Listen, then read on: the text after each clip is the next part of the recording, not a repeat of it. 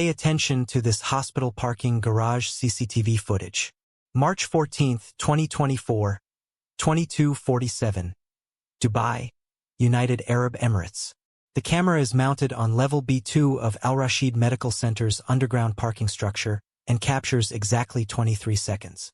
In the frame, you see Maria Santos, 29, a Filipina nurse in navy blue scrubs, stepping out of the elevator.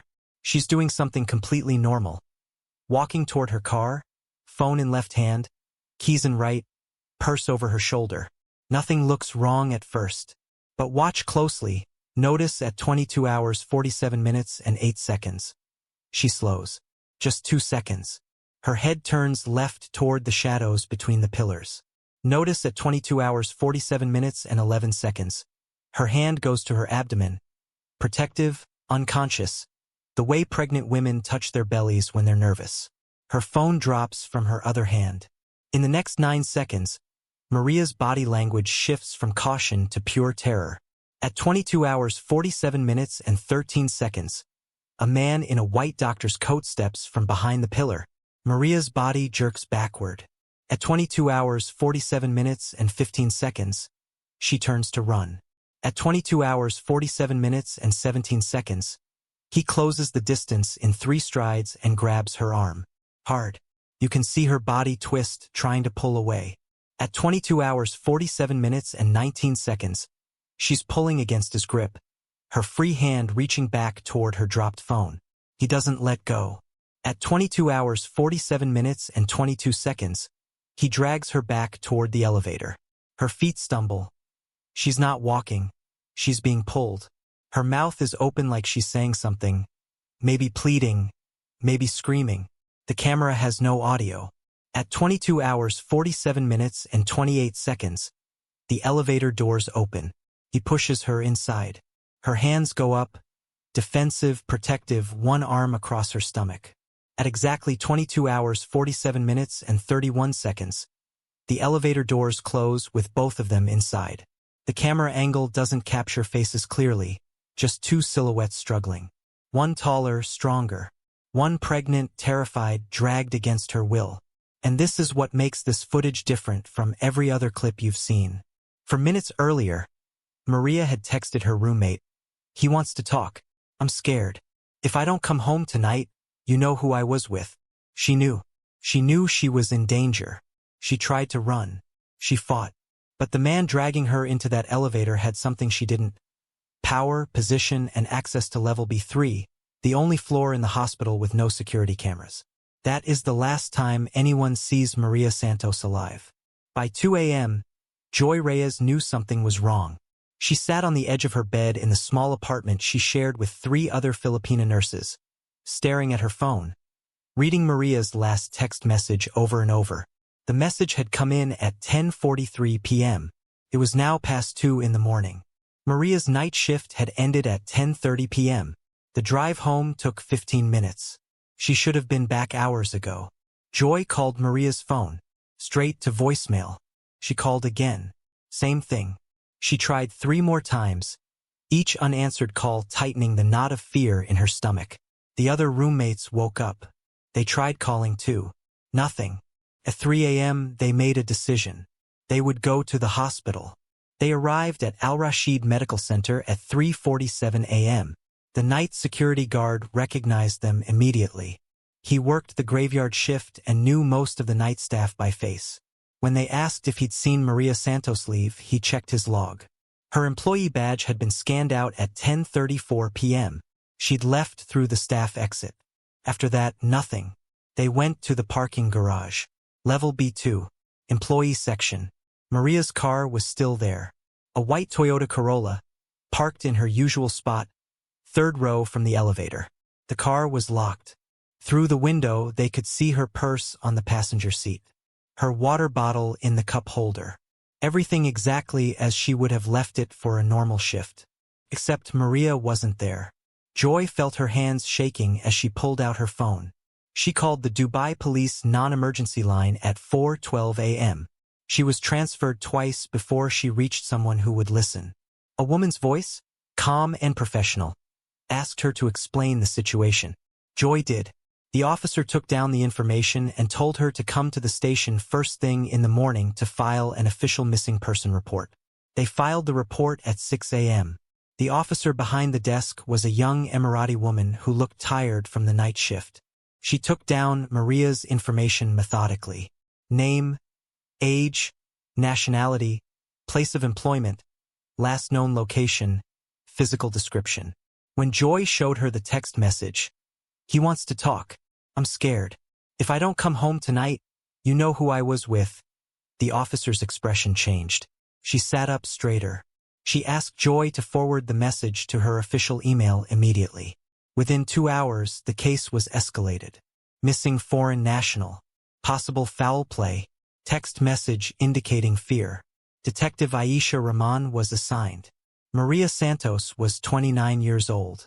She came from Quezon City in the Philippines, a sprawling urban district where her parents still lived in the same small house where she'd grown up. She was the eldest of 4 children. 2 younger brothers, 1 younger sister. She had been in Dubai for 4 years, working as a pediatric intensive care nurse at Al Rashid Medical Center. Every month, without fail, Maria sent money home. 2,000 dirhams. About $500. It was half her salary, sometimes more. Her parents depended on it. Her father had been laid off from his factory job 3 years earlier and hadn't found steady work since. Her mother sold homemade kakanin at the local market, but it wasn't enough. Maria's remittances paid for her youngest brother's college tuition. They paid for her sister's high school fees. They kept the electricity on and food on the table. Maria's roommates described her as steady and dependable. She never missed a shift. She never called in sick unless she was genuinely ill, which was rare. She was the kind of person who showed up 10 minutes early and stayed late if the next shift was running behind. Her patients' families loved her. Parents of sick children would request her specifically because she had a way of making the pediatric ICU feel less terrifying. She learned their names. She remembered details about their lives.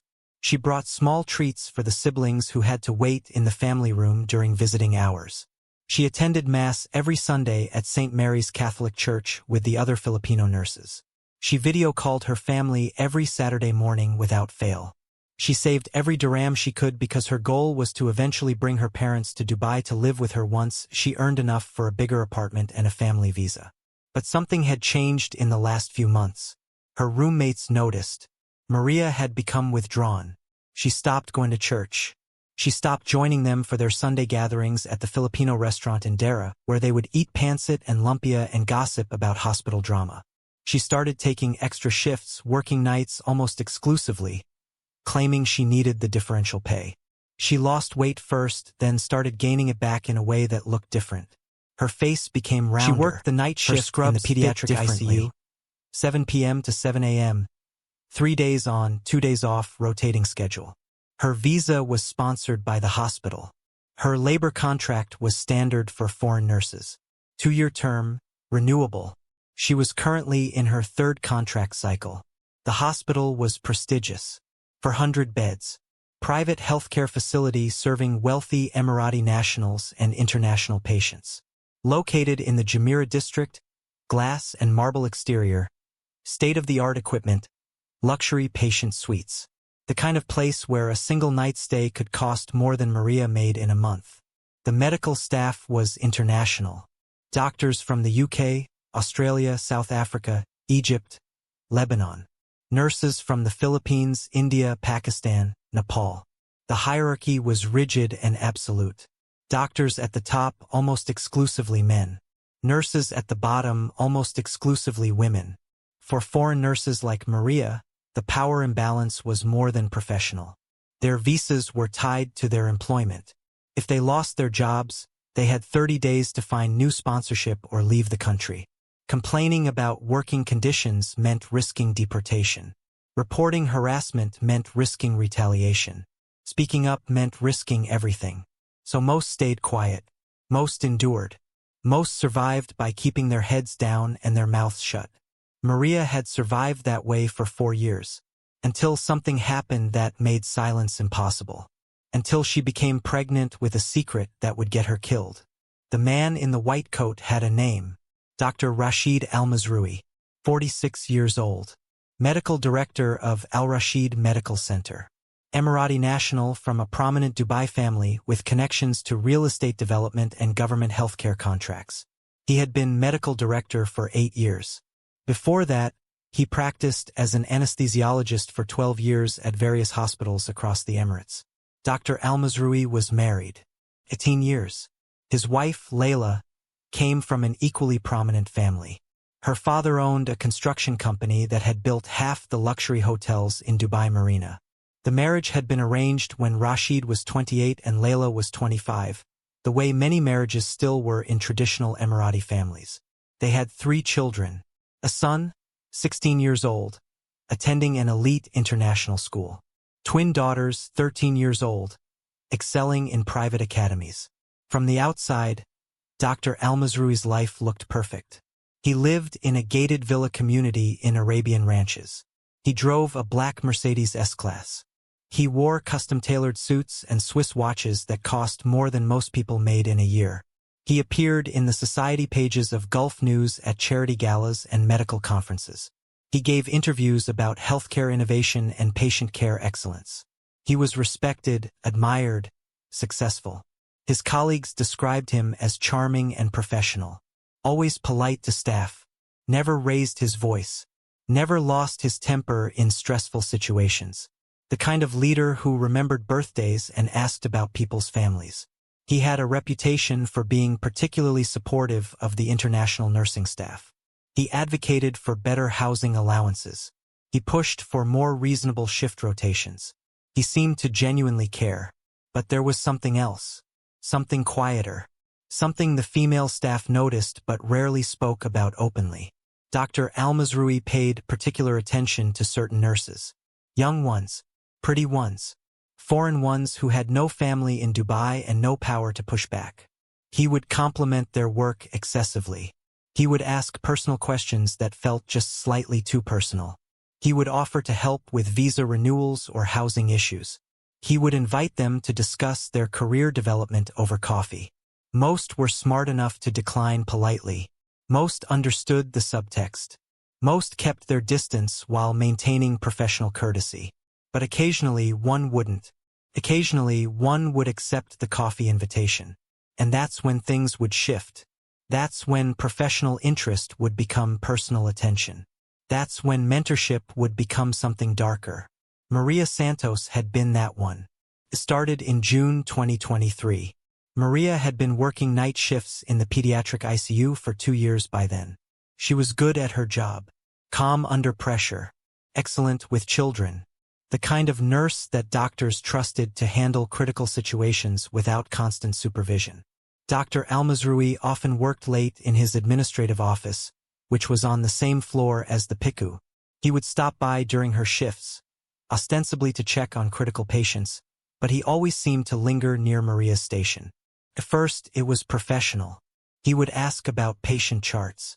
He would praise her attention to detail. He would tell her she was one of the best nurses on staff. Maria felt honored. The medical director didn't usually interact directly with floor nurses. His attention felt like recognition, like validation, like maybe her hard work was finally being noticed by someone who mattered. Then the interactions became more personal. He started asking about her life in Dubai. Was she happy here? Did she have family? What were her goals? Maria answered honestly. She was lonely sometimes. She missed her family in the Philippines. She wanted to advance her career, maybe become a charge nurse someday. Dr. Al-Mazroui listened intently. He seemed genuinely interested. He seemed to care. In early July, he invited her to coffee. He framed it as a career development discussion. He said he wanted to help her navigate the path to advancement within the hospital system. He suggested they meet at a cafe in Dubai Mall during her day off. Maria hesitated, felt slightly inappropriate. But he was the medical director. Refusing seemed rude. Refusing seemed like rejecting an opportunity. So she said yes. The first meeting was professional enough. They sat in a busy Starbucks surrounded by shoppers and tourists. He asked about her nursing background, her education, her aspirations. He gave her advice about certifications she should pursue. He offered to write her a recommendation for a specialty training program. Felt legitimate. Felt safe. The second meeting was at a quieter restaurant in Jumeirah. Fewer people. More intimate setting. The conversation shifted.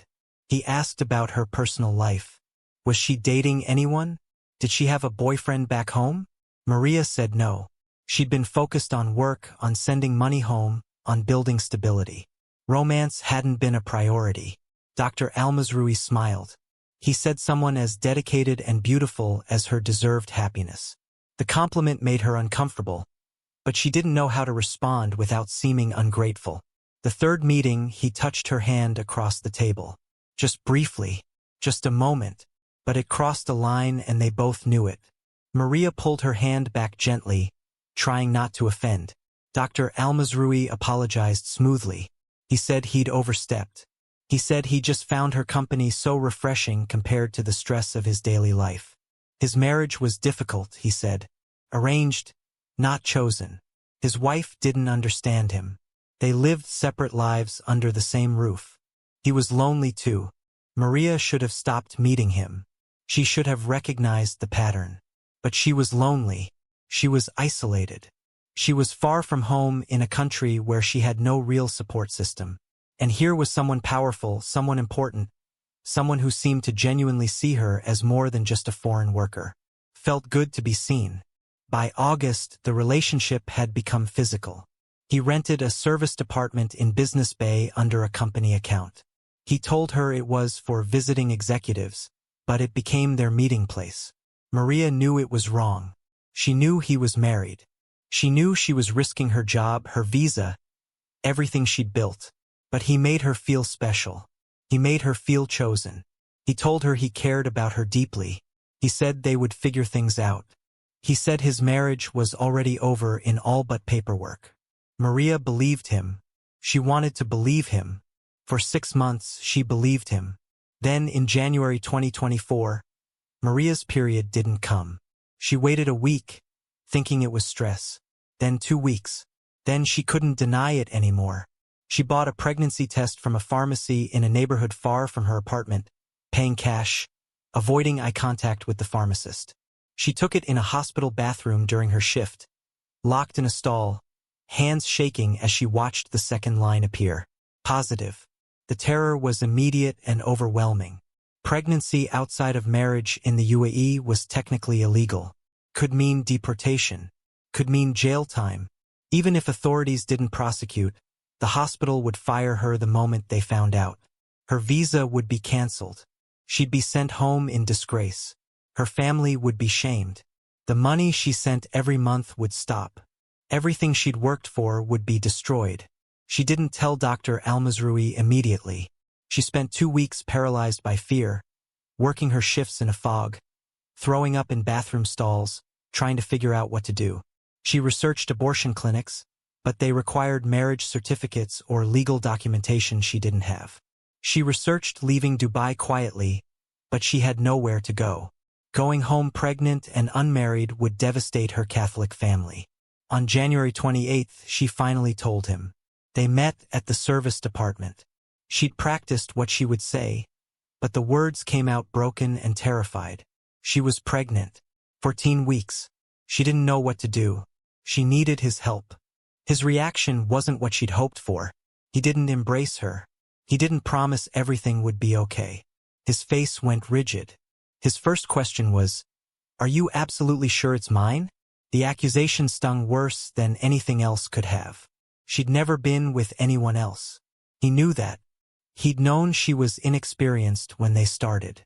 The fact that he would even ask made her realize how little he actually thought of her. He told her she needed to take care of it. Those were his exact words. Take care of it. Like the pregnancy was a problem to be solved, a mess to be cleaned up. He offered to pay for a procedure. He had connections at private clinics that would do it discreetly, no questions asked. She just needed to say yes. Maria said no. She couldn't do it. Her Catholic faith wouldn't allow it. But more than that, something in her had already bonded with the life growing inside her. This child was real. This child deserved a chance. She told him she would have the baby somehow. She would go back to the Philippines if she had to. But she needed him to help her.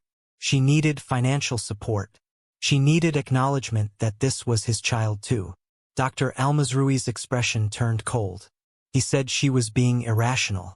She was destroying both their lives. Did she understand what would happen if anyone found out? He could lose his position, his marriage, his reputation. His family would disown him. And for what? A mistake? An accident?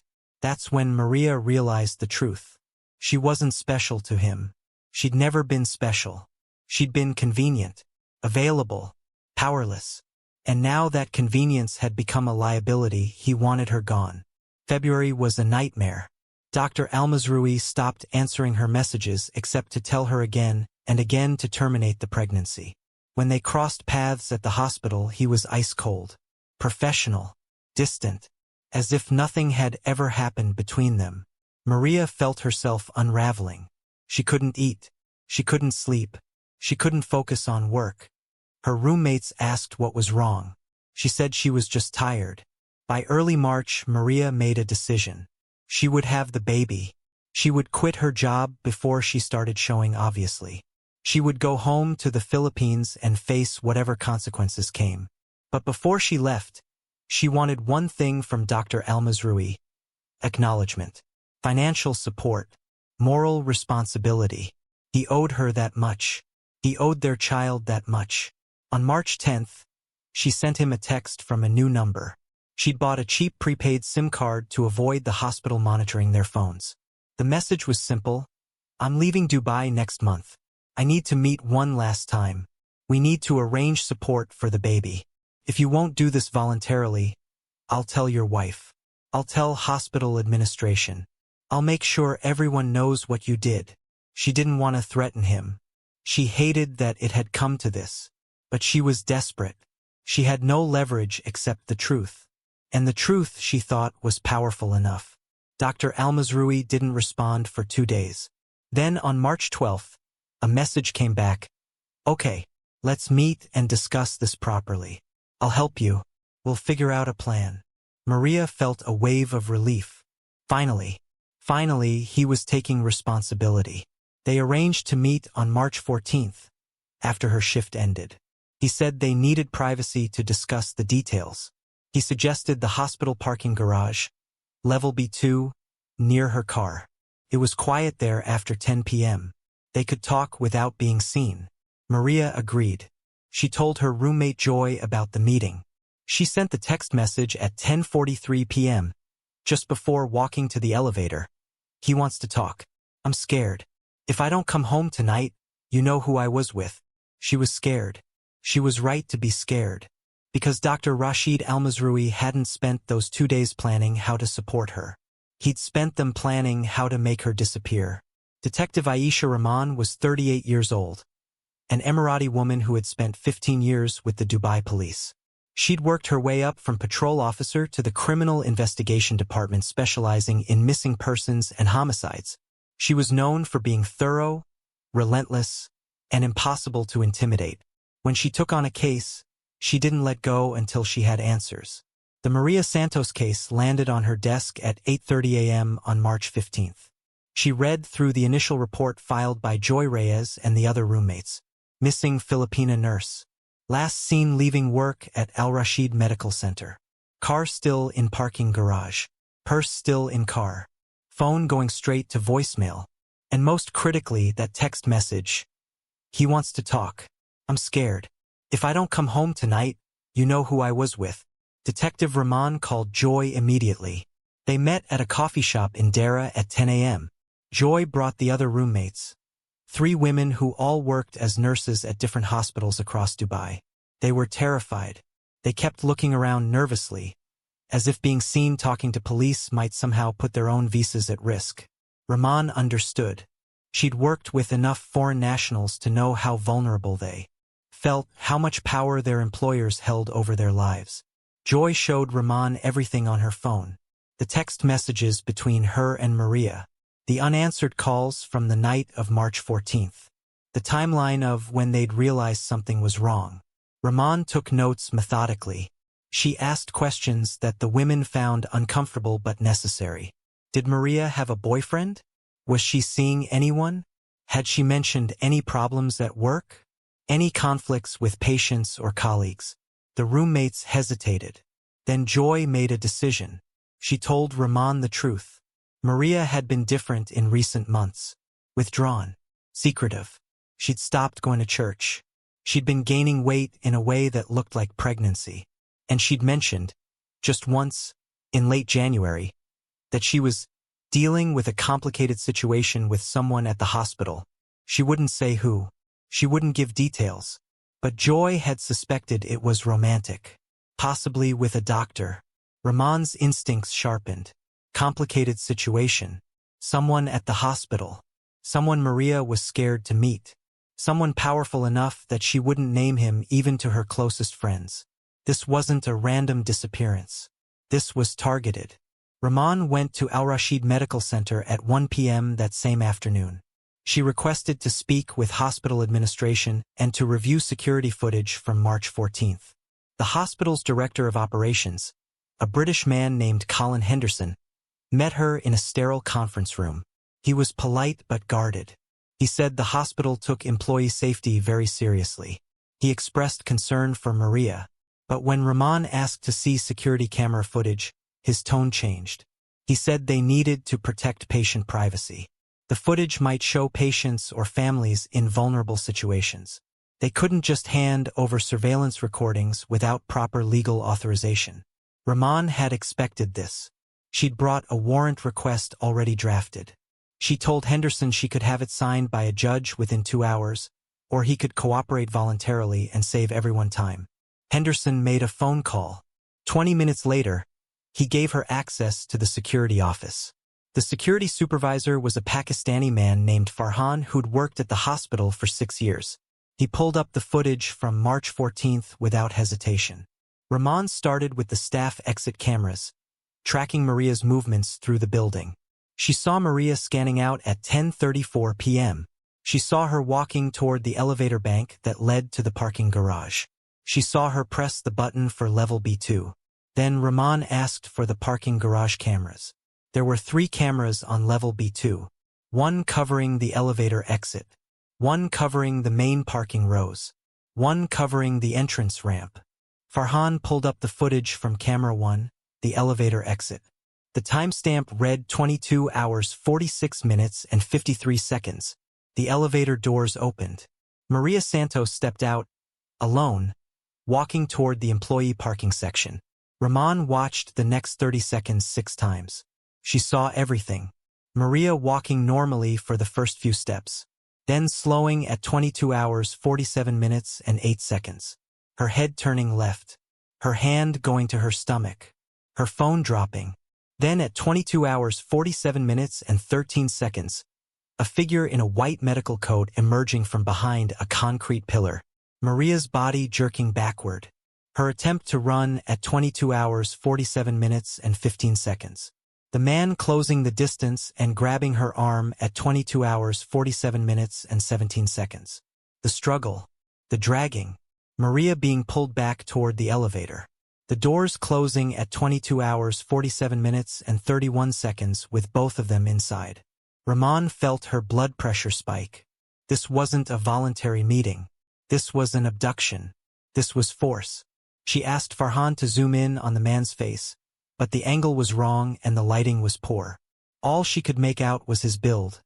Tall, perhaps 6 feet, broad-shouldered, and the white coat that marked him as medical staff. She asked Farhan a critical question. Where did that elevator go after the doors closed? Farhan pulled up the elevator's access log. The system tracked every floor the elevator stopped at. He scrolled to the timestamp 22 hours 47 minutes and 31 seconds. The elevator went down, past level B1. It didn't stop at ground level. It went all the way down to level B3. Ramon asked what was on level B3. Farhan hesitated. Then he said, medical waste storage. Restricted access. Staff only. You need a keycard to get down there. Ramon's stomach tightened. Is there camera coverage on B3? Farhan shook his head. No, it's just storage. biohazard containers, incinerator access, disposal equipment. Nobody thought cameras were necessary. Rahman asked for the access logs for Level B3 on March 14th. Farhan pulled them up. The logs showed keycard swipes for entry and exit.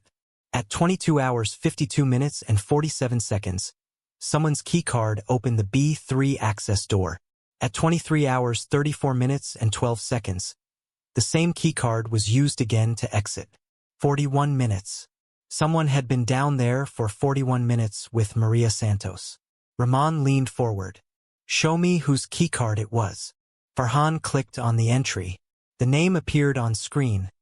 Dr. Rashid Almazroui, medical director.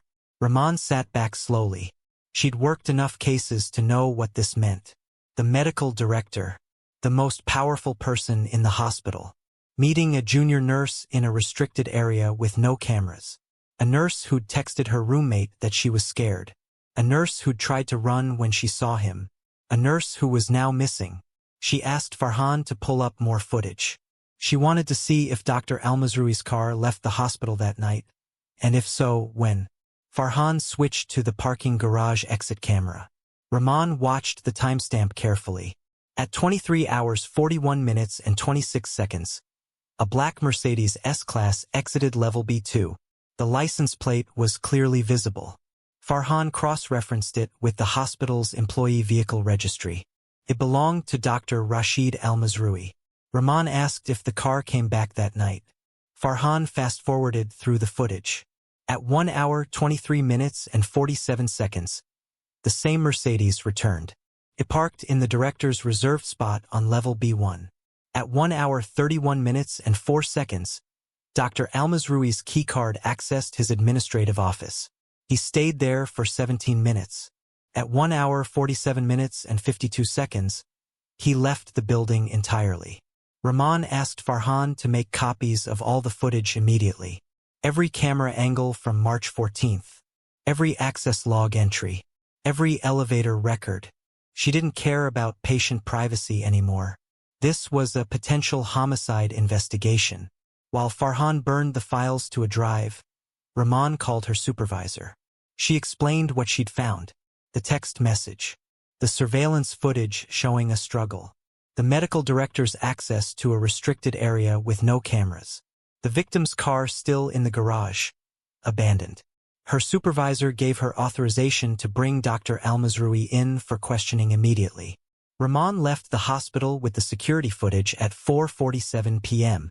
She drove straight to the police headquarters and assembled a team. She needed to move carefully. Dr. Almazroui was a prominent Emirati with family connections. If they accused him without sufficient evidence, there would be political consequences. But if they delayed and Maria Santos was still alive somewhere, every hour mattered. She decided on a soft approach first. She called Dr. Almazroui's office at 5:15 p.m. His secretary answered. Rahman identified herself and said she needed to speak with Dr. Almazroui regarding a missing employee. The secretary put her on hold for 3 minutes. Then a man's voice came on the line. Calm, professional, smooth. Dr. Almazroui said he'd heard about Maria Santos going missing. Terribly concerning. The hospital was doing everything they could to assist. He'd be happy to speak with police. Would tomorrow morning work? Rahman said no. She needed to speak with him today, preferably at the police station. Dr. Almazroui paused. Then he said he'd come in at 7 p.m. with his attorney.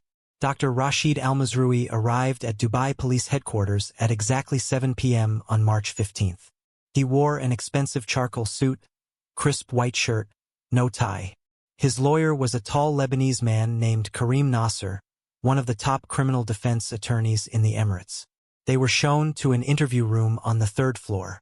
Detective Rahman entered at 7:08 p.m. with a folder of documents and a tablet loaded with the security footage. Rahman started with basic questions. Did Dr. Almazroui know Maria Santos? Yes, he did. She was a pediatric ICU nurse. Excellent work record. Very professional. When had he last seen her? Dr. Almazroui thought for a moment. Perhaps last week during administrative rounds? He interacted with many nurses. It was hard to remember specific encounters. Rahman asked if he'd seen Maria on March 14th. Dr. Al-Mazrui said he didn't think so. He'd been in his office most of the evening handling paperwork. He'd left the hospital around midnight. Rahman asked if he was certain about that timeline. Dr. Al-Mazrui glanced at his lawyer. The lawyer nodded slightly. Dr. Al-Mazrui said yes, he was certain. Rahman opened her tablet. She turned it around so Dr. Al-Mazrui could see the screen. She played the parking garage footage. 23 seconds. Maria exiting the elevator. The man in the white coat stepping from behind the pillar. The grab. The struggle. The dragging. The elevator doors closing. Rahman paused the video. She asked Dr. Al-Mazrui if he recognized the man in the footage. Dr. Al-Mazrui studied the screen. He said the image quality was poor. The lighting was bad. Could be anyone in a white coat. Rahman asked him to look more carefully at the build, the height, the mannerisms. Dr. Al-Mazrui said he still couldn't identify who it was. Rahman pulled up the access logs. She read them aloud. Level B3 medical waste storage. Keycard entry at 22 hours 52 minutes and 47 seconds. Keycard exit at 23 hours 34 minutes and 12 seconds. Keycard registered to Dr. Rashid Al-Mazrui. She asked him to explain why his keycard was used to access that restricted area at that specific time. Dr. Al-Mazrui's expression didn't change. He said he occasionally went to B3 to inspect waste management protocols. It was part of his administrative duties. He might have gone down there that night. He couldn't remember specifically. Rahman asked if he'd gone alone. Dr. Al-Mazrui said yes, probably. The lawyer interjected. He said his client had answered enough questions. Unless Detective Rahman had evidence of a crime, they were leaving. Rahman said she had one more thing to show them. She pulled up the exit camera footage showing Dr. Al-Mazrui's Mercedes leaving at 23 hours 41 minutes and 26 seconds and returning at 1 hour 23 minutes and 47 seconds. She asked where he'd gone for those 2 hours. Dr. Al-Mazrui hesitated. Then he said he'd driven around. He'd been stressed. He'd needed to clear his head. He'd driven out toward the desert and back. Rahman asked if anyone could verify that. Dr. Al-Mazrui said no. He'd been alone. The lawyer stood up. He said this interview was over. Dr. Al-Mazrui hadn't been charged with anything. They were leaving. If Detective Rahman wanted to continue this conversation, she'd need to make a formal arrest with formal charges. Rahman let them go. She didn't have enough yet. The footage showed someone in a white coat who might be Dr. Al-Mazrui, but the face wasn't clear enough for definitive identification. The access logs showed his keycard was used, but that didn't prove he was the one who used it. Someone could have borrowed it. The timeline was suspicious, but it wasn't proof of a crime. She needed more. She needed Maria's body. Or she needed physical evidence that proved violence had occurred in that B3 storage room. She needed something concrete that couldn't be explained away. At 6 a.m. on March 16th, Detective Rahman assembled a forensic team. She'd obtained a warrant overnight to search level B3 of Al Rashid Medical Center. The warrant covered the entire medical waste storage area, including the incinerator access room, disposal containers, and any surfaces that might contain biological evidence. The team arrived at the hospital at 7:30 a.m. Colin Henderson, the director of operations, met them with barely concealed hostility. He said the search would disrupt hospital operations. Rahman said they'd work as quickly as possible, but the search was happening.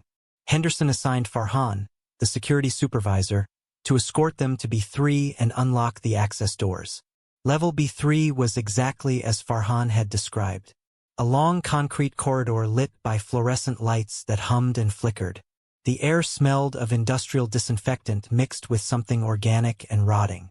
There were 3 main rooms, the biohazard container storage, the incinerator access room, and a general waste sorting area. The walls were bare concrete. The floor was poured concrete with drainage grates. Everything was designed to be hosed down and sterilized. The forensic team started with luminol testing. Luminol reacts with iron in hemoglobin, causing blood stains to fluoresce blue-green under UV light, even if the blood has been cleaned. The lead forensic technician, a British woman named Dr. Sarah Chen, sprayed the luminol solution across the floor of the biohazard storage room. They turned off the lights and switched on the UV lamps. The floor lit up like a constellation. Dozens of small spots glowed blue-green. Blood traces. Lots of them. Dr. Chun photographed everything methodically. Most of the spots were tiny, the kind of microscopic traces you'd expect in a medical waste facility. But there was a cluster of larger stains near the back wall, behind a row of red biohazard containers. Dr. Chun focused on that area. She sprayed more luminol. The stains were concentrated in a roughly 6 by 4 foot section of floor. The pattern suggested pooling blood had collected there and then been cleaned. Not perfectly, but well enough that it wouldn't be visible to the naked eye under normal lighting. Someone had tried very hard to make this blood disappear. The team collected samples from 12 different spots. They swabbed the drainage grate directly in the center of the stained area. They scraped residue from the cracks where the floor met the wall. Everything went into evidence bags with detailed labels noting exact location and timestamp of collection. Then they found something else. Dr. Chun was examining the wall behind the biohazard containers when she noticed a small dark spot about 5 feet up from the floor. She sprayed it with luminol. It glowed intensely. She took a sample. The stain was consistent with impact spatter, blood that had been ejected with force, suggesting a blow or a violent struggle. They moved to the incinerator access room next. This was where hospital waste was loaded into the heavy-duty medical incinerator that burned at temperatures high enough to completely destroy biological material. The incinerator itself was a massive steel chamber connected to exhaust vents and ash collection bins. There was a loading cart nearby, the kind used to wheel biohazard bags from the storage room to the incinerator. Dr. Chun tested the cart. Luminol revealed traces of blood on the metal frame and on the rubber wheels. More samples collected. More evidence documented. They tested the incinerator's loading door. Blood traces there too, concentrated on the handle and the edge of the door frame where someone might steady themselves while pushing something heavy inside. Ramon stood in the doorway watching the forensic team work. She was building a timeline in her mind. Maria had been brought to B3 at 22:52. She'd been in this room with Dr. Almazrui for 41 minutes. Something violent had happened here. Blood had been spilled. Then her body had been moved to the incinerator room, loaded onto the cart, pushed into the incinerator. The machine would have been activated. For hours later, there would be nothing left but ash. But Ramon needed confirmation. She needed to prove the blood belonged to Maria Santos. The samples would go to the lab for DNA testing, but that would take time. She needed something faster. She asked Dr. Chun if they could do a rapid blood type analysis. Dr. Chun said yes, they could have preliminary results within a few hours. While the forensic team finished processing B3, Ramon went back upstairs to interview hospital staff. She needed to know about the incinerator. Who had access? Who operated it? When was it typically used? She spoke with the facilities manager, an Indian man named Rajesh Kumar who'd worked at the hospital for 9 years. Rajesh explained that the incinerator ran on an automated schedule. Medical waste was collected throughout the day in sealed biohazard bags and stored in B3. Every 48 hours, a disposal company would pick up the bags and transport them to an off-site incineration facility.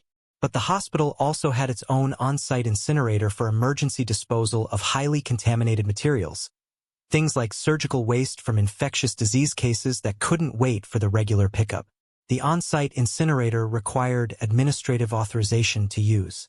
Only senior staff had access codes. Medical director, chief of surgery, head of infection control, and facilities manager. Rajesh pulled up the usage logs on his computer. The incinerator had been activated on March 15th at 2:47 a.m. The authorization code used belonged to Dr. Rashid Al-Mazrui. Rahman felt her pulse quicken. March 15th at 2:47 a.m. That was 3 hours after Dr. Al-Mazrui had left the hospital the first time. Rahman found the drum labeled March 15th, 2024. It was sealed with a metal lid and a tamper-evident security strip. She took photographs. She had the drum transported to the forensic lab as evidence. If Maria's DNA was in that ash, they'd find it. The blood type results came back at 3:17 p.m. on March 16th. The samples from B3 were type A positive. Maria Santos's medical records showed she was type A positive. It wasn't definitive proof, roughly 30% of the population shares that blood type, but it was another piece of evidence that aligned. More importantly, Dr. Chun had found something else in the samples. Mixed with the type A blood were traces of type O blood. Someone else had bled in that room. Someone with type O blood had been present during whatever violence occurred. Dr. Chun cross-referenced hospital employee records. Dr. Rashid Almazroui's blood type was on file from a pre-employment physical exam 8 years earlier. Type O positive. Rahman felt the case crystallizing. Maria's blood on the floor. Dr. Almazroui's blood mixed with it. Impact spatter on the wall suggesting a physical altercation. The incinerator activated with his authorization code. The timeline matching his access logs. The security footage showing him dragging Maria toward the elevator. It was circumstantial, but it was building into something solid. She needed one more thing. She needed to establish motive. She needed to prove why Dr. Almazroui would kill Maria Santos. Joy had mentioned Maria was possibly pregnant. If that was true, if Dr. Almazroui was the father, that would explain everything. A secret affair. An unwanted pregnancy. A desperate woman threatening to expose him. A powerful man who had everything to lose. Rahman went back to Maria's apartment on the evening of March 16th. Joy and the other roommates were there, waiting anxiously for news. Rahman asked if she could search Maria's room. They agreed immediately. Maria's room was small and tidy. Bed made. Clothes folded. Nothing out of place. Rahman went through the drawers methodically. She found nursing textbooks, family photos, letters from home. Then, in the bottom drawer of the nightstand, underneath a stack of religious pamphlets, she found a small cardboard box. Inside the box was a pregnancy test. Digital. The screen still showed the result. Pregnant 3+. Next to the test was a small notebook. Rahman opened it. The pages were filled with Maria's handwriting. Dates. Symptoms. Doctor's appointments she'd scheduled at a clinic in Sharjah, a different emirate where no one from the hospital would recognize her. The last entry was dated March 10, 2024. Told him I need his help. Told him I can't do this alone. He said we'll meet on Thursday. He said he'll figure something out. I want to believe him, but I'm so scared. Thursday was March 14th. The day Maria disappeared. The day she'd sent that text message. The day the security camera caught her being dragged into an elevator by a man in a white coat. The day her blood ended up on the floor of level B3. Rahman photographed every page of the notebook. This was motive. This was proof that Maria had been pregnant and that she'd been meeting with someone to discuss it. Combined with the text message about being scared, the security footage, the access logs, the blood evidence, it was enough. She called her supervisor from Maria's apartment at 7:43 p.m. She said she had sufficient evidence to arrest Dr. Rashid Almazroui on suspicion of murder. Her supervisor authorized it. At 8:15 p.m., Rahman and 4 other officers drove to Arabian Ranches. They arrived at Dr. Almazroui's villa at 8:52 p.m. The house was massive, 2 stories of white stone and glass behind a high wall. His Mercedes was in the driveway. Rahman rang the doorbell. A maid answered. Rahman showed her badge and asked for Dr. Almazroui. The maid went to get him. Dr. Almazroui appeared a moment later. He was wearing casual clothes, slacks, and a polo shirt. He looked calm. He asked what this was about. Rahman said he was being arrested on suspicion of the murder of Maria Santos. She read him his rights in Arabic. She told him he needed to come with them to the station. His wife appeared in the hallway behind him. She was elegant, wearing an abaya, her face tense with shock. Their children were somewhere in the house. Rahman could hear voices from the upper floor. Dr. Almazroui's expression finally cracked. He said this was a mistake. He said his lawyer would straighten it out. He said he hadn't done anything. Rahman placed handcuffs on his wrists. She led him to the police car as his wife stood in the doorway watching. The neighbors' lights were turning on. People were looking out their windows. By tomorrow morning, everyone in Arabian Ranches would know that Dr. Rashid Al-Mazrui had been arrested for murder. The drive back to the police station took 35 minutes. Dr. Al-Mazrui didn't say a word. He stared out the window at the Dubai skyline, the towering buildings lit up against the night sky, the city where he'd built his entire life.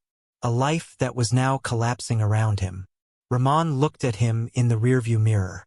She thought about Maria Santos, 29 years old, pregnant, terrified, trusting this man one last time, walking into that elevator with him, following him down to B3, not knowing she had 23 minutes left to live. The case wasn't over. They still didn't have Maria's body. The DNA analysis of the ash would take weeks. The defense would fight every piece of evidence. But Ramon had enough to make sure Dr. Al-Mazrui stayed in custody. Enough to make sure he couldn't run. Enough to start building a murder case that would hold up in court. Justice for Maria Santos was still a long way off. But it had finally begun. Dr. Rashid Al-Mazrui spent his first night in police custody in a holding cell at Dubai's Criminal Investigation Department headquarters. He didn't sleep. He sat on the metal bench staring at the concrete wall, processing the fact that his entire life had just imploded in the span of 3 hours. His wife knew. His children knew. His colleagues would know by morning. The media would have the story by afternoon. Everything he'd built over 46 years was gone. At 9 a.m. on March 17th, Detective Rahman began a formal interrogation. Dr. Al-Mazrui's lawyer, Karim Nasser, sat beside him taking meticulous notes. Rahman placed a folder on the table between them.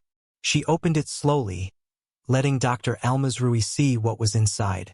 Crime scene photographs from level B3, luminol images showing the blood traces glowing blue-green, the biohazard container area, the incinerator room, the loading cart with its telltale stains. Rahman asked Dr. Al-Mazrui to explain how Maria Santos's blood ended up on the floor of a restricted area that his keycard had accessed at 22:52 on March 14th. Dr. Al-Mazrui said nothing. His lawyer advised him not to answer. Rahman continued.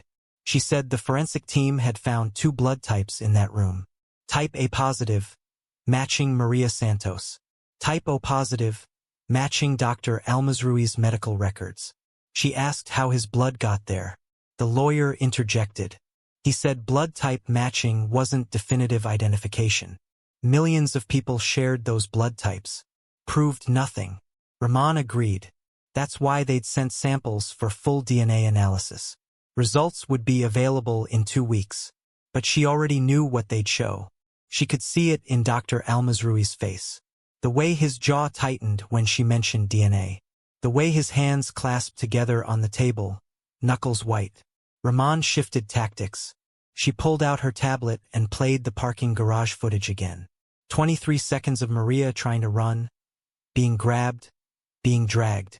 She paused on the frame where Maria's mouth was open, possibly screaming.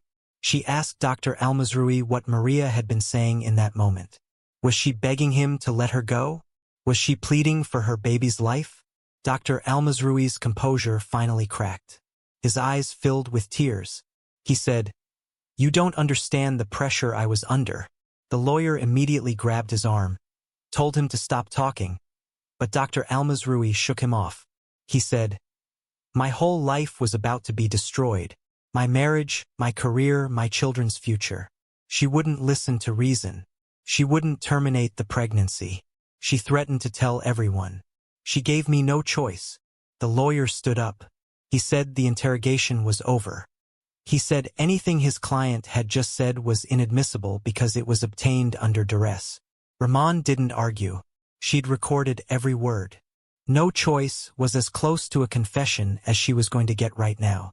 She had him on tape admitting he was under pressure because of Maria's pregnancy.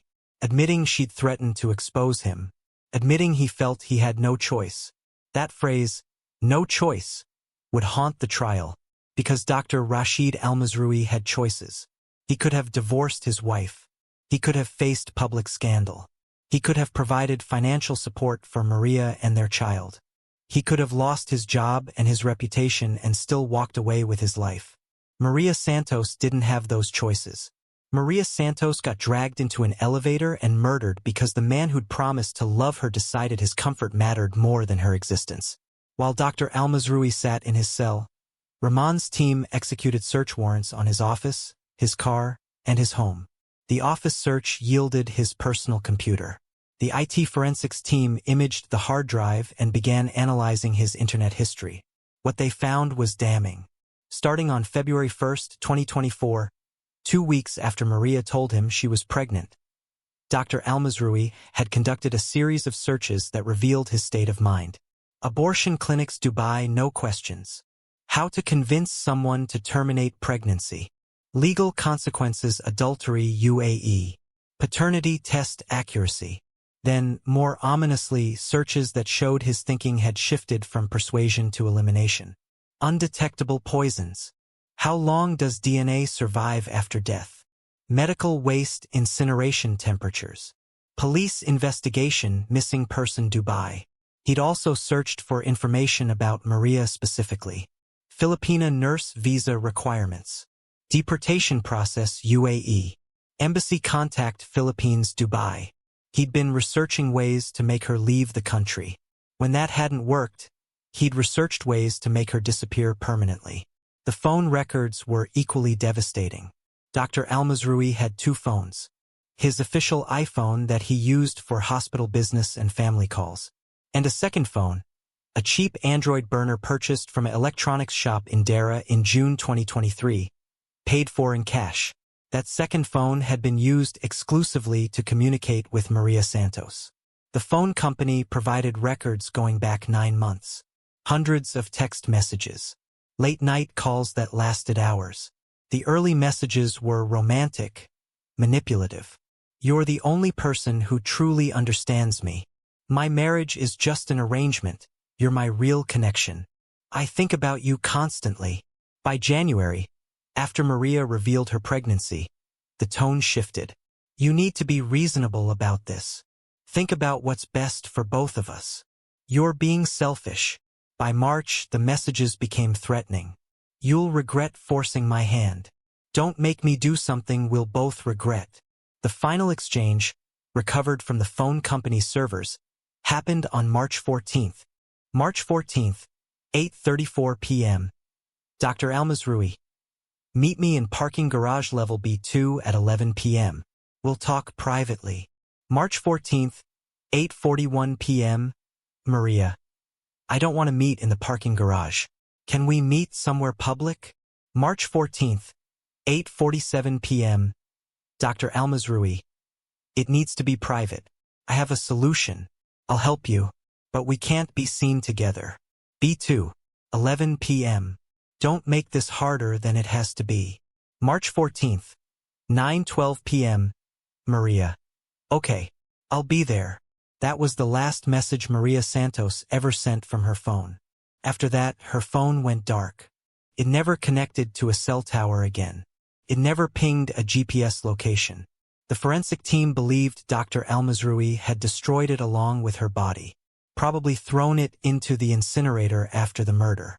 The heat would have melted the electronics completely, leaving nothing but unidentifiable metal fragments in the ash.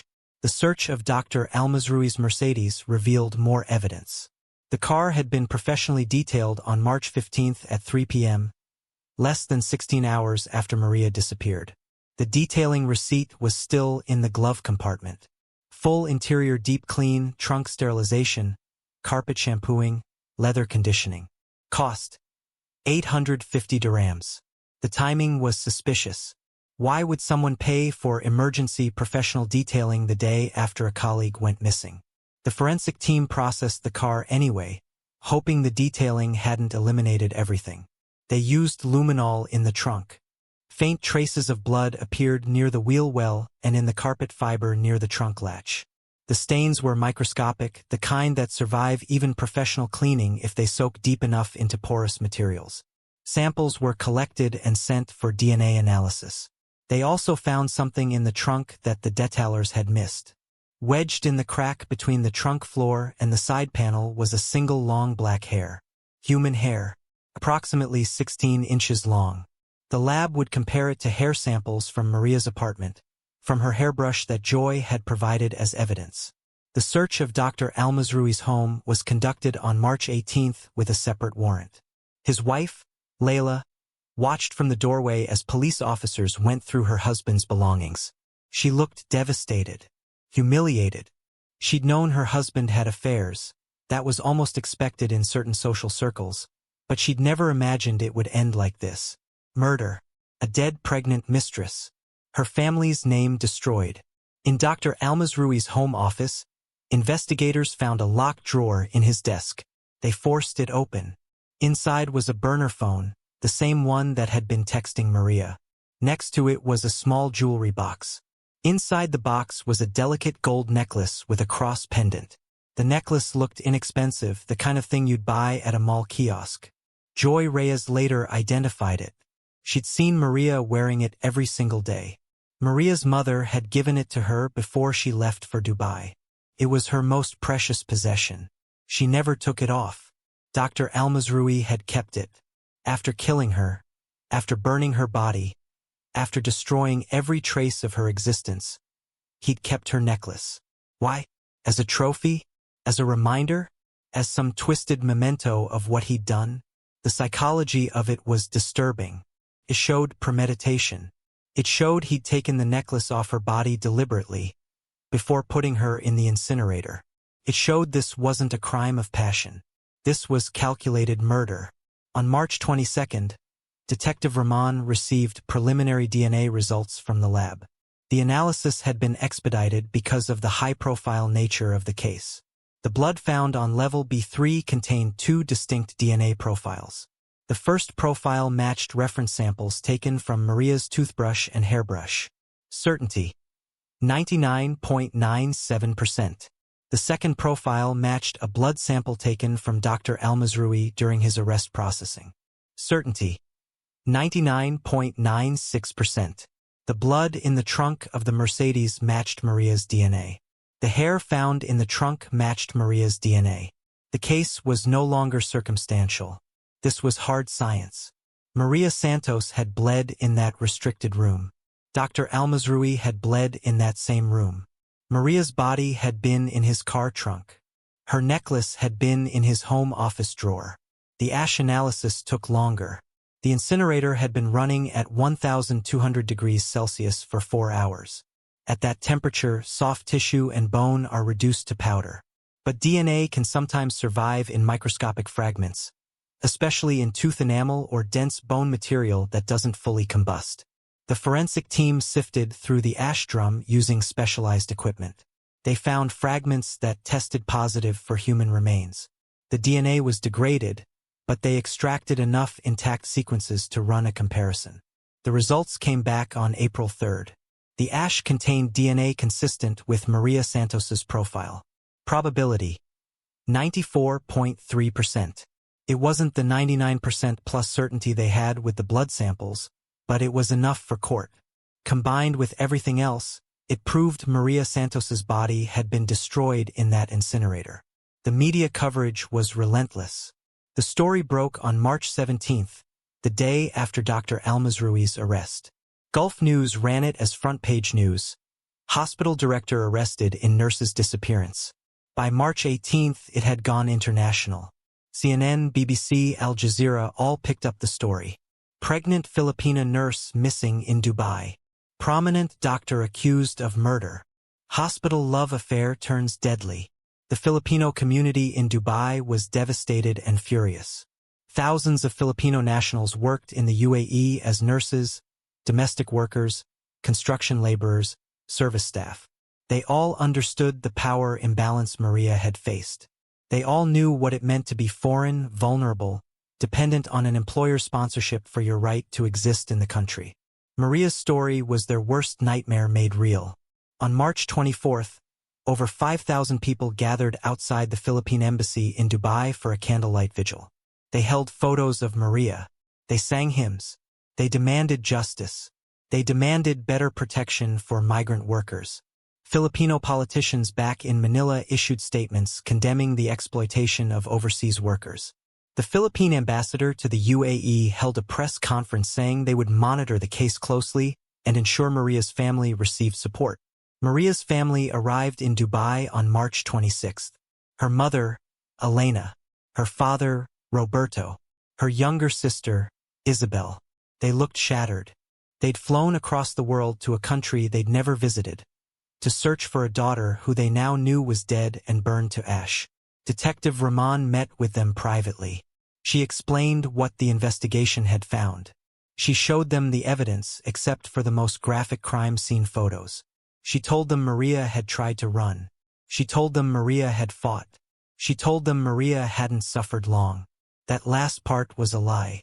Rahman had no way of knowing how long Maria had suffered in that B3 room during those 41 minutes before Dr. Al-Mazrui activated the incinerator. But sometimes families need to hear merciful lies. Sometimes the truth is too unbearable.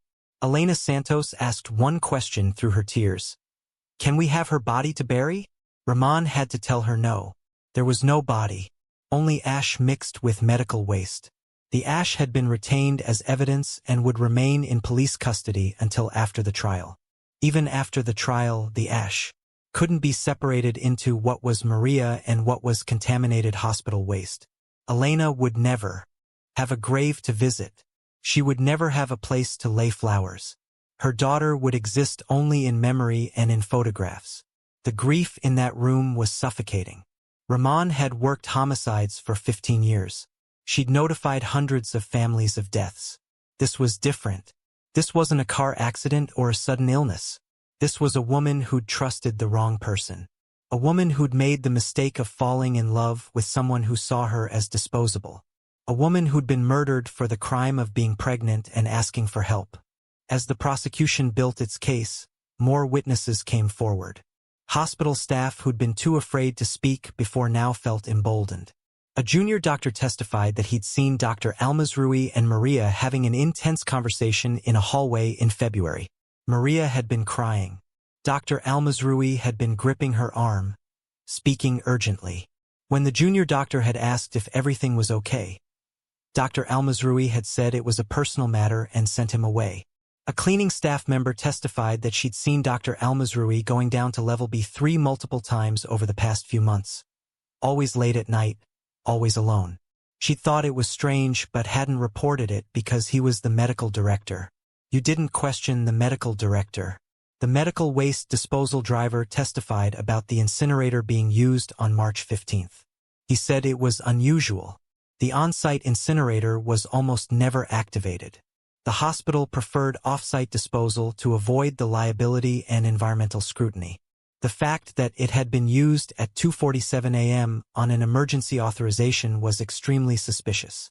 Most devastating was the testimony from Joy Reyes. She took the stand during the preliminary hearings and described Maria's final months. The fear, the secrecy, the pregnancy Maria had tried to hide, the text message that had saved the investigation. Joy broke down crying when prosecutors showed her the gold cross necklace found in Dr. Al-Mazrui's drawer. She identified it immediately. She said Maria had kissed that cross every night before bed and every morning before work.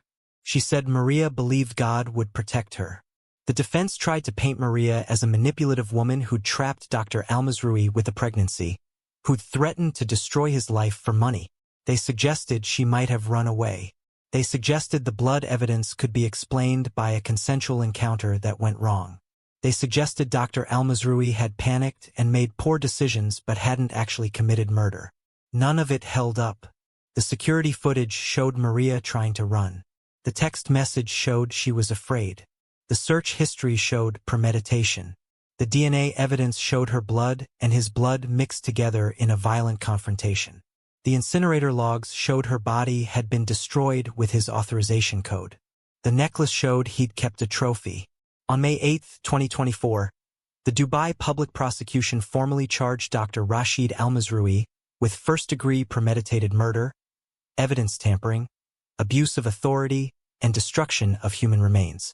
The trial was scheduled for August. The prosecution was seeking the maximum penalty under UAE law. For murder with premeditation, that meant either life imprisonment or the death penalty. Dr. Al-Mazrui sat in his cell and waited for justice to arrive. The trial of Dr. Rashid Al-Mazrui began on August 12, 2024, in Dubai Criminal Court. The courtroom was packed. International media filled the press gallery. Maria's family sat in the front row, her mother clutching a framed photograph of Maria in her nursing uniform. The Filipino community had organized a rotation so that every day of the trial, at least 50 people would be present to bear witness for Maria. Dr. Al-Mazrui entered the courtroom in a beige prison uniform instead of his tailored suits. He looked diminished, thinner, older. 5 months in custody had stripped away the polished veneer he'd maintained for decades. His lawyer, Karim Nasser, sat beside him with a legal team of 4 associates. They knew this was nearly impossible to win, but they would fight anyway. That's what expensive lawyers do. The prosecution was led by Chief Prosecutor Fatima Al-Ketbi, a formidable woman with a reputation for methodical, devastating case presentation. She stood before the judge and outlined the case in crisp, precise language.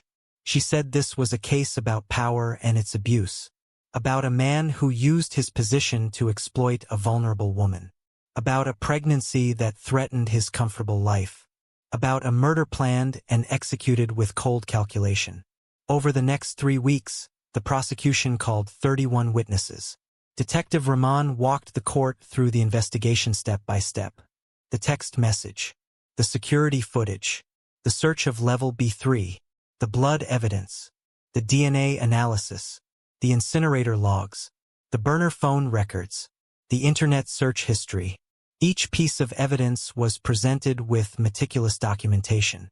The forensic experts testified about the luminol testing, the blood spatter analysis, the DNA matching protocols. Dr. Sarah Chun explained in technical detail how the blood evidence proved a violent struggle had occurred in that restricted room, how the pattern of stains indicated Maria had fallen or been pushed to the floor, how the impact spatter on the wall suggested she'd been struck with force. The phone forensics expert presented the text message exchange from March 14th. The jury heard how Dr. Al-Mazrui had lured Maria to a private location under the pretense of offering help. How Maria had hesitated, suggesting somewhere public. How he'd insisted on privacy. How she'd ultimately agreed because she trusted him or hoped to trust him one last time. The IT forensics expert presented Dr. Al-Mazrui's internet search history with timestamps. February 1st. How to convince someone to terminate pregnancy. February 14th. Legal consequences adultery UAE. February 28th. Undetectable poisons. March 2nd. Medical waste incineration temperatures. March 5th. Police investigation missing person Dubai. That last search was particularly damning. March 5th was 9 days before Maria disappeared. Dr. Al-Mazrui had been researching police investigation procedures a week and a half before the murder. That was premeditation. That was planning. Joy Reyes testified about Maria's final weeks. She described Maria's fear, her hope that Dr. Al-Mazrui would do the right thing, her desperation when he refused. She read from Maria's journal, the entries that documented her pregnancy, her anxiety, her determination to have the baby no matter what. The courtroom was silent except for Joy's voice and the sound of Maria Santos crying in the front row. The most powerful testimony came from an unexpected source. Layla Al-Mazrui, Dr. Al-Mazrui's ex-wife. She'd divorced him immediately after his arrest. She'd taken back her family name. She'd moved herself and their children out of Dubai to Abu Dhabi to escape the scandal. But the prosecution had subpoenaed her, and she appeared. Layla testified that on March 14th, her husband had told her he had an emergency at the hospital and would be home very late. She said she'd noticed he'd been agitated for weeks, taking private phone calls, staying out late, acting paranoid. She said that when he finally came home at 2:30 a.m. on March 15th, he'd looked shaken. His hands had been trembling. He'd gone straight to the shower and stayed there for 40 minutes. She said she'd asked him if something was wrong. He'd said everything was fine. But she knew. She'd known for years that her husband had affairs.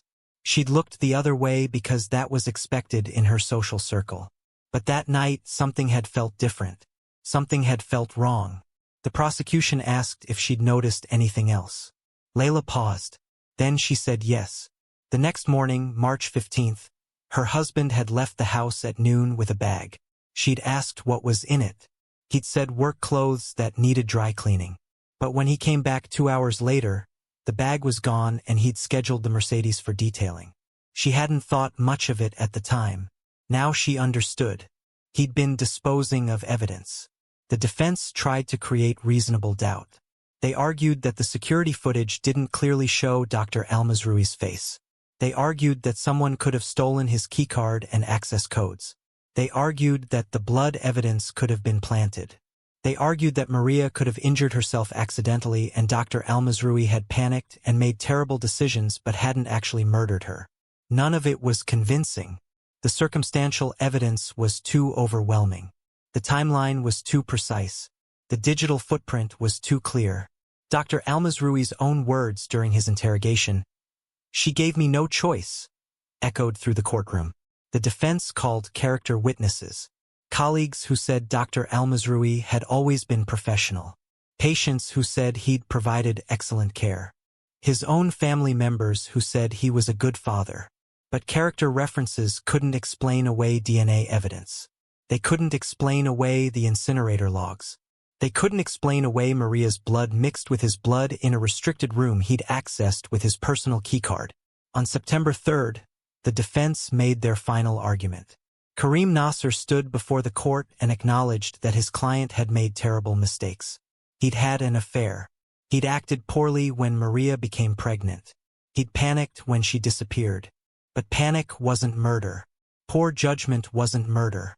The prosecution hadn't proven beyond reasonable doubt that Dr. Almazroui had actually killed Maria Santos. There was no eyewitness. There was no confession. There was only circumstantial evidence. Chief Prosecutor Al-Ketbi stood for the rebuttal. She said circumstantial evidence was still evidence. She said the cumulative weight of dozens of pieces of circumstantial evidence pointing in the same direction was more powerful than any single eyewitness. She walked the jury through it one more time. The text message showing Maria's fear. The security footage showing her being dragged. The blood evidence showing violence. The DNA proving she'd been in his car trunk. The incinerator showing her body had been destroyed with his authorization. The necklace showing he'd kept a trophy. She said this wasn't a case of reasonable doubt. This was a case of a powerful man who thought he was above consequences. A man who saw a pregnant woman as a problem to be eliminated. A man who used his medical knowledge and hospital access to commit the perfect crime. Except it wasn't perfect.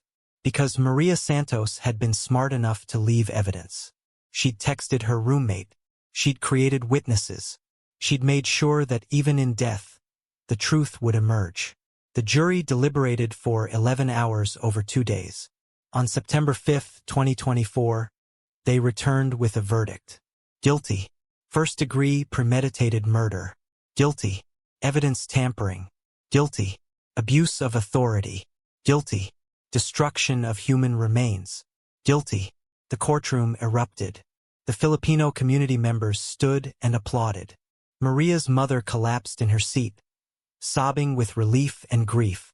Dr. Almazroui sat motionless, staring at the table in front of him. His life was over. Everything was over. Sentencing took place 1 week later on September 12. The judge, a senior Emirati jurist named Abdullah Almari, delivered his statement with grave formality. He said Dr. Almazroui had committed one of the most calculated and cold-blooded murders the court had seen. He'd used his position of power to exploit a vulnerable woman. He'd used his medical knowledge to plan her death. He'd used hospital facilities to destroy her body. He'd shown no remorse, no humanity, no recognition of the enormity of what he'd done. Under UAE law, premeditated murder carried a sentence of either life imprisonment or death. The prosecution had requested life imprisonment given the circumstances. The judge agreed. He sentenced Dr. Rashid Almazroui to life in prison without the possibility of parole. Additionally, he ordered Dr. Almazroui to pay 2 million dirhams in blood money to Maria's family, approximately $545,000. This was compensation under Islamic law for the taking of a life. The money would come from the seizure of Dr. Almazroui's assets, which had already been frozen pending trial. Dr. Al-Mazrui was also permanently stripped of his medical license. His name would be erased from the UAE Medical Association registry. He would never practice medicine again. The judge concluded by saying that this case should serve as a warning. Power without accountability leads to atrocity. Authority without oversight enables abuse. The vulnerable deserve protection, not exploitation. Maria Santos had deserved life. She deserved to raise her child. She deserved justice. The court could only provide the last of those. Dr. Al-Mazrui was led out of the courtroom in handcuffs. He would serve his sentence at Al Awar Central Prison in Dubai, in a section reserved for high-profile offenders. He would spend the rest of his life in a 6 by 8 foot cell, sleeping on a thin mattress, eating institutional food, watching the decades pass through a narrow window. The aftermath of the trial rippled through Dubai's medical community. Al Rashid Medical Center faced multiple lawsuits from Maria's family and from employee advocacy groups. The hospital administration was accused of creating an environment where harassment and abuse went unchecked. Several senior administrators resigned. The hospital implemented new policies: mandatory reporting of relationships between doctors and subordinate staff, third-party oversight of workplace harassment complaints, security cameras in all areas including previously restricted zones, and enhanced protections for foreign workers who reported misconduct. The Filipino Nurses Association of the UAE was founded in October 2024, directly inspired by Maria's case. The organization advocated for migrant worker rights, provided legal support for nurses facing exploitation, and created a network of protection so no one would have to face such situations alone. They established a Maria Santos Memorial Scholarship for Filipino nursing students. Maria's family used the blood money compensation to build a small community health clinic in Quezon City. They named it Maria Santos Memorial Clinic. It provided free health care to families who couldn't afford private hospitals. Elena Santos worked there as a volunteer, telling everyone about her daughter who'd been a nurse in Dubai, who'd sent money home every month, who'd loved children, who'd died protecting her unborn child. Dr. Al-Mazrui's family was destroyed. His ex-wife and children changed their names and moved to Europe.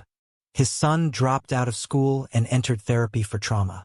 His daughters struggled with depression and social isolation. They'd lost their father, their family name, their social standing, everything. They were innocent, but they carried the weight of his crimes anyway. Dr. Al-Mazrui himself has never spoken publicly since his sentencing. He's refused all interview requests. He's never revealed any additional details about what happened in that B3 room. He's never apologized to Maria's family. He's never shown any remorse. He sits in his cell and reads medical journals he's no longer allowed to practice from. He's 66 years old now as of 2024. He'll die in that cell, probably in his 80s or 90s, alone, forgotten except as a cautionary tale. There are lessons in Maria Santos's story that matter beyond the courtroom verdict. First, to every woman in a relationship with someone who holds power over you, whether it's your boss, your supervisor, your landlord, your professor, anyone whose authority affects your livelihood. Understand this: that power imbalance makes you vulnerable. If the relationship ends badly, they have tools you don't have. They can retaliate. They can destroy your career. They can make you disappear from positions, from opportunities, from places you have every right to be. Maria Santos knew this. That's why she kept the relationship secret. That's why she was terrified when she became pregnant. She understood that exposing Dr. Al-Mazrui's affair would cost her everything. What she didn't understand was that asking him for help would cost her even more. Second, to anyone who finds themselves pregnant by someone who doesn't want the child, you are in danger. Not always. Not from everyone. But statistically, pregnancy is one of the most dangerous times for women in abusive or controlling relationships. The leading cause of death for pregnant women in the United States isn't medical complications. It's homicide. Men who feel trapped by unwanted pregnancies sometimes choose violence instead of responsibility. If you're in this situation, tell people. Tell everyone. Create witnesses. Document everything. Don't meet alone in isolated places. Don't trust promises that we'll work it out privately. Privacy benefits the person with power. Witnesses protect the person who's vulnerable. Third, to migrant workers anywhere in the world, your vulnerability is real. Your visa status, your employment contract, your distance from home, all of it makes you a target for exploitation. But your life has value. Your dignity has worth. Don't let anyone convince you that staying silent is safer than speaking up. Maria stayed silent until it was too late. She tried to handle everything privately. She tried to be reasonable with an unreasonable man. Killed her. Fourth, to anyone who sees something wrong happening to a coworker, a neighbor, someone in your community, speak up. The junior doctor who saw Dr. Almazrui gripping Maria's arm while she cried? He looked the other way. The cleaning staff who saw him going to level B3 late at night repeatedly? She didn't report it. Everyone assumed someone else would handle it. Everyone assumed it wasn't their business. And Maria died in a room where no one was watching. Finally, think about that security camera footage. 23 seconds.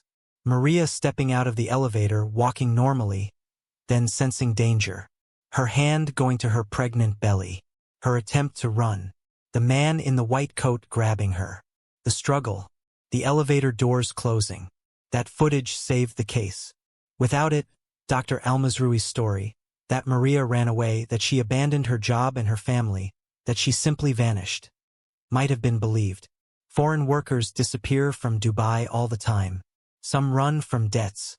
Some flee abusive employers. Some just give up and go home.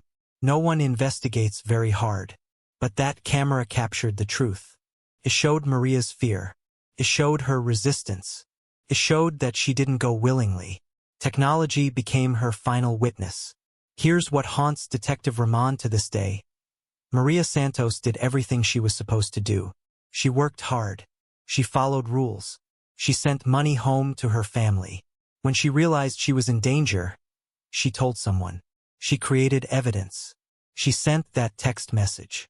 If I don't come home tonight, you know who I was with. She did everything right. And she still died. Because sometimes doing everything right isn't enough when the person who wants to hurt you has all the power. Sometimes the only thing that saves you is making enough noise that they can't silence you. Sometimes survival requires making a scene, causing scandal, burning bridges, destroying the very things you're trying to protect. Maria tried to be reasonable. She tried to give Dr. Almazrui a chance to do the right thing. She wanted to believe that the man who'd promised to love her would help her, would acknowledge their child, would take some responsibility. She was wrong, and it cost her everything. The last image of Maria Santos alive is on that security camera. Hand on her belly, trying to run, being grabbed, disappearing into an elevator that descended into hell. She was 29 years old. She was 14 weeks pregnant. She deserved to live. She deserved to be a mother. She deserved justice. Two of those three things she'll never have. But the third one, justice, that she got, because she was smart enough to leave evidence, brave enough to send that text message. And the people who loved her were persistent enough to demand answers. Rest in peace, Maria Santos. Your story matters. Your life mattered. And the man who took both from you will die in prison knowing that.